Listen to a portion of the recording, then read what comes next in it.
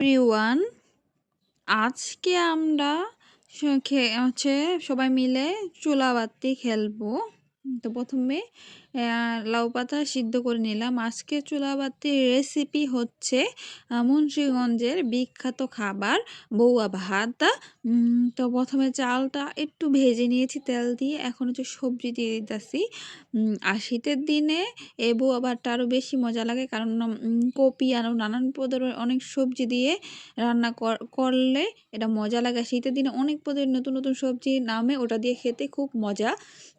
আর সারা বছরই পাওয়া যায়, কিন্তু শীতের দিনে তো সব কফি টফি সব কিছু নতুন থাকে, সেই কারণে হচ্ছে অনেক মজা লাগে খেতে। তো আমরা এটা সব পোলাপানরা মিল্লা কুটে কাটে তারপর সুন্দরভাবে রান্না করতেছে।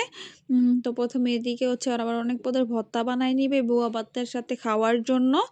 তো ওদিকে বউয়া রান্না চলতেছে, এদিকে হচ্ছে মরিচ পেঁয়াজ সব ডলে যে পুঁটি মাছ, মানে অনেক পদের মাছ শুকিয়ে বাড়িতে শুটকি বানাইছিল, ওটা হচ্ছে ভর্তা করে নিল। আর এই শুটকি ভর্তাটা খেতে খুবই মজা।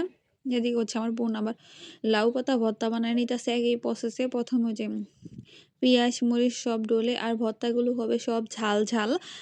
আর বউয়াটাও ঝাল করে তৈরি করব, কারণ হচ্ছে ঝাল আমাদের সবার পছন্দ, যারা যারা আমরা চুলাবাতি খেলতেছি। তো এখন ও ভর্তা বানিয়ে নিতেছে, আর ওর হাতের ভর্তা হচ্ছে অনেক মজা, তাই সবাই ওরে ভর্তা বানাই না দায়িত্ব দিছে। তো আমাদের হচ্ছে লাউ পাতা ভর্তা শেষ। তারপর হচ্ছে আর একটা ভর্তা কি জানি বানাই নিছে, মরিচ ভর্তা মনে বানাইছে।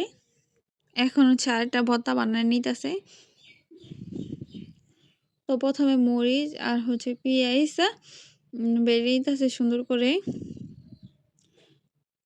এটা যতক্ষণ না মিক্স হচ্ছে ততক্ষণ পর্যন্ত বেটে নিবে। আর হচ্ছে গ্রামে আমরা সবাই পোলাপানরা মিলা চুলাবাতি খেলে এটা হচ্ছে মজাই আলাদা।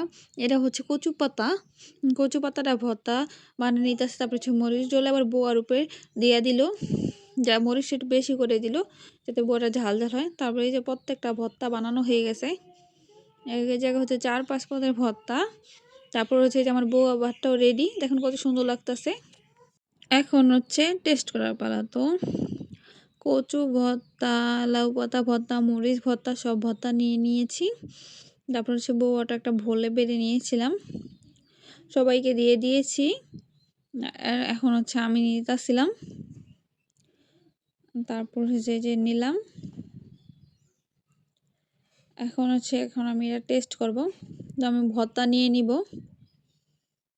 তো আমি ভর্তা নিয়ে নিতেছি।